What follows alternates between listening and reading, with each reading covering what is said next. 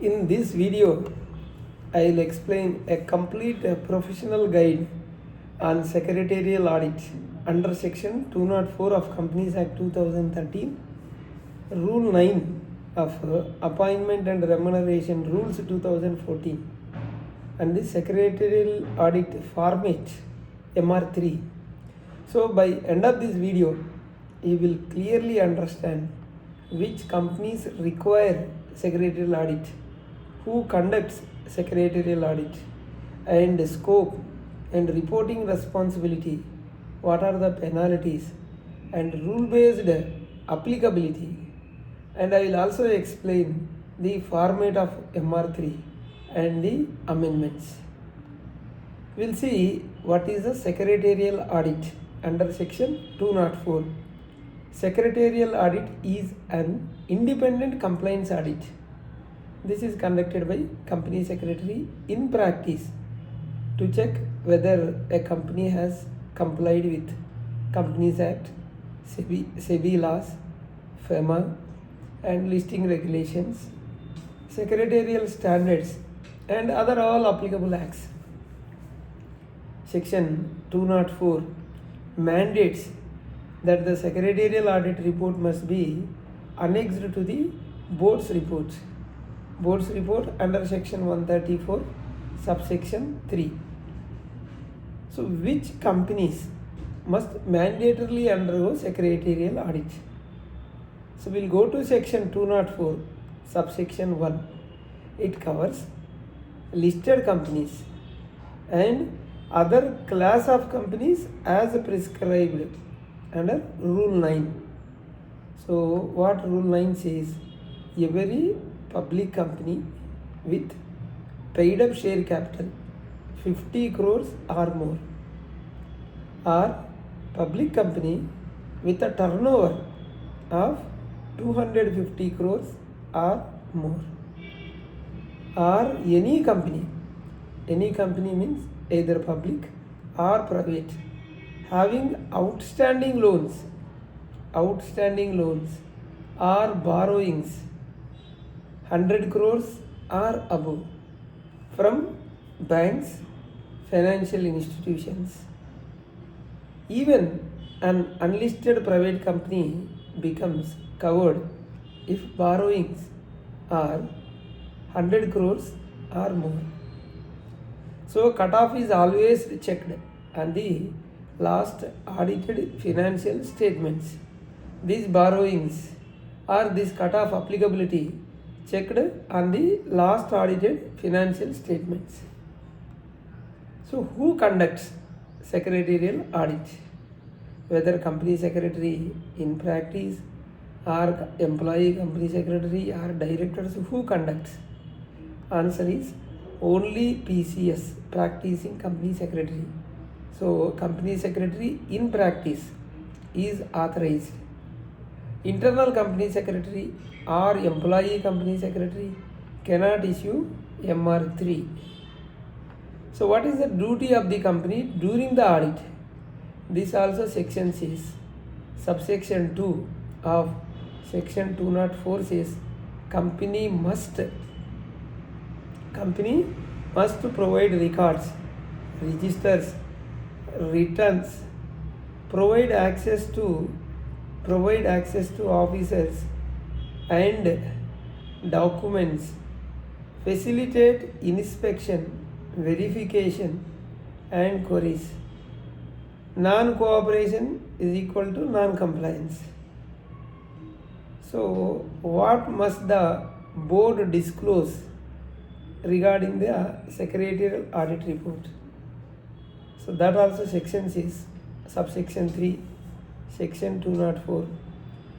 If MR-3 contains any qualifications or observations or adverse comments, then the board of directors must explain in their board's report.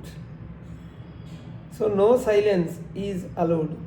Even nil comment report must be reviewed and acknowledged by the board. So what is the penalty for non-compliance? Earlier, penalty was 1 lakh to 5 lakh. Now anyway, it is changed after the amendment. Company, officers and PCS liable for the penalty of 2 lakh each. Now this is the penalty, present penalty as per the section. This is monetary penalty, not imprisonment. What exactly is reported under MR-3? We'll go to rule 9. MR-3 is the prescribed format. PCS verifies compliance with Companies Act 2013 and the rules, and there they will give comment.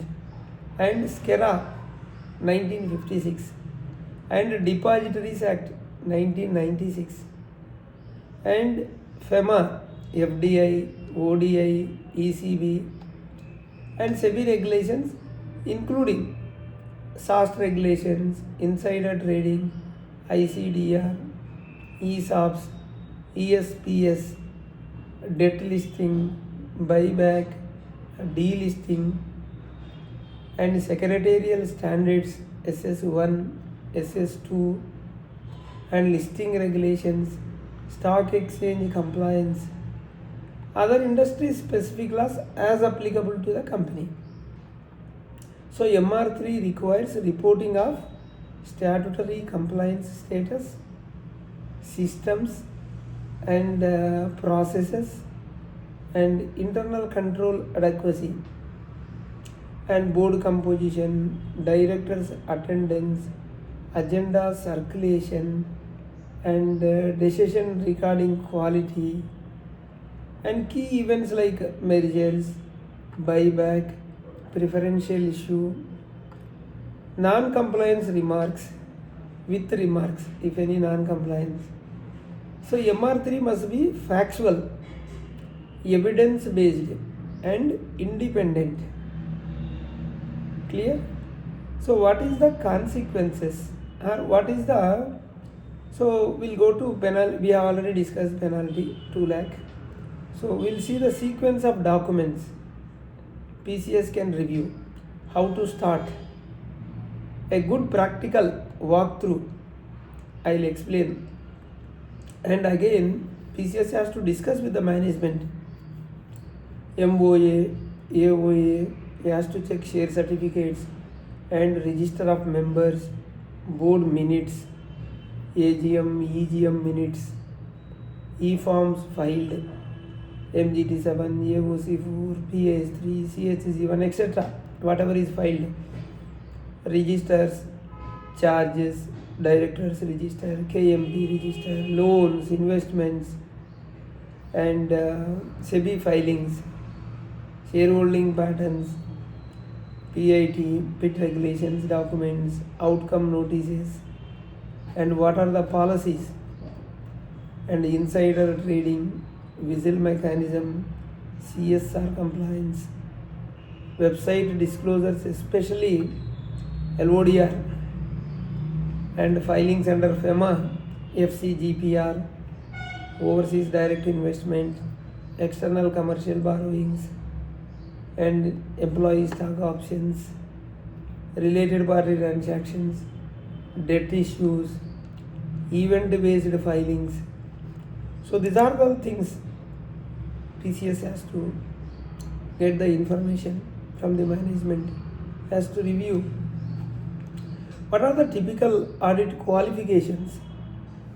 Example, remarks narratable, delay, like if suppose any delay in MGT 14, so delay in filing MGT 14 and non-appointment of independent directors if any, that has to comment, and like non-maintenance of statutory registers and delay in disclosures to stock exchange. These are the few examples how to qualify. Non-compliance with the Secretarial Standard and Secretarial Standard 1 and 2, FEMA reporting delays if any. So each observation must be factual, evidence supported. So what must be avoided by PCS during the audit? No blind reliance on management. whether is a clause or not. No generic one-line remarks. Please give detail. No copy paste MR-3. Don't copy paste last year's MR-3 and change the date. Don't do that. No skipped law applicable to the company. Whatever the applicable laws, definitely please check. Do not skip any law. PCS must show professional skepticism plus independence. So can a private companies come under secretarial audit? Answer is yes. If borrowings are 100 crores above, applicable. Whether unlisted public company, example with 80 crore turnover, is covered? Answer is no. 80 crores is no. If the listed company with nil operations, whether applicable? Audit is still mandatory because it is a listed company. Who signs MR-3? Practicing company secretary with certificate of practice, COP number. Can MR-3 be qualified? Yes. Must state facts clearly. Can board ignore auditor remarks? No. Must explain. Does the secretarial audit replace internal audit? Because already internal audit is there, no? No, that is different, it is different. No. What if company denies data? Suppose company is not cooperating. Then PCS reports limitations in MR-3. Can audit be conducted remotely? Answer is yes. Hybrid possible if records digitally available. Whether voluntary secretarial audit is allowed by the company? Absolutely yes. Company can do that. So you are clear on secretarial audit. Secretarial audit is one of the strongest corporate governance tool. Every PCS must conduct audit independently, factually, ethically using MR-3 format, because that is a prescribed format under Rule 9. Every company covered under Section 204 must comply, disclose, rectify findings. This ensures transparency and the accountability, and it gives confidence to investors. Hope you are clear. We have two channels, RR Corporates, other channel RR Legal Talks. Please do subscribe, hit the bell icon so that you will not miss any of our latest videos. Bye.